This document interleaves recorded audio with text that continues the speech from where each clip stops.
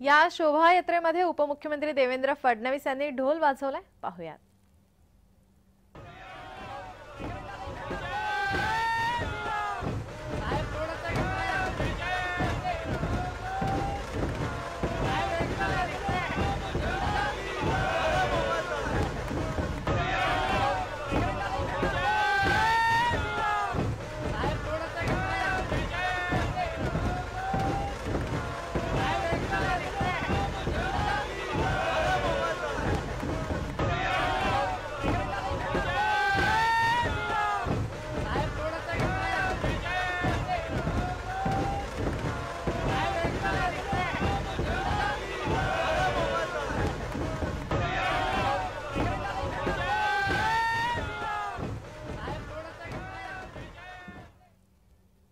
नागपूरमध्ये देवेंद्र फडणवीस बोलतायत, थेट जाऊयात।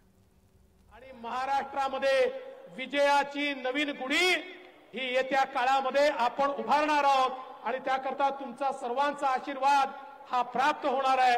आणि म्हणून पुन्हा एकदा तुम्हाला सर्वांना आजच्या दिनाच्या मनापासून शुभेच्छा देतो। संदीपजींचं आणि संपूर्ण टीमचं मनापासून अभिनंदन करतो।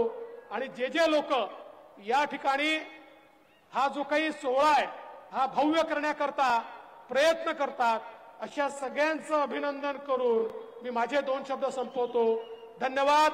जय हिंद, जय भारत, जय श्रीराम। धन्यवाद देवेंद्रजी, धन्यवाद प्राजक्ता।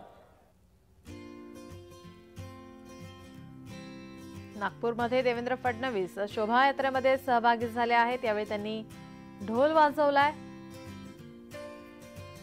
नववर्ष नव संकल्पना यावेळी त्यांनी सांगितली आहे।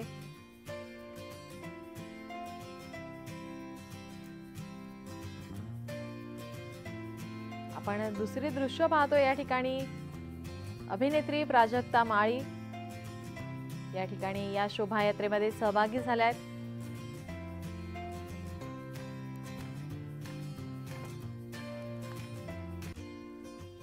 आपण हे दोन्ही दृश्य पाहतोय। नागपूरमधील देवेंद्र फडणवीस शोभायात्रेमध्ये सहभागी झालेत, तर अभिनेत्री प्राजक्ता माळी त्यांच्या सोबत शेफ मनोहर हे सुद्धा या ठिकाणी सहभागी झालेत।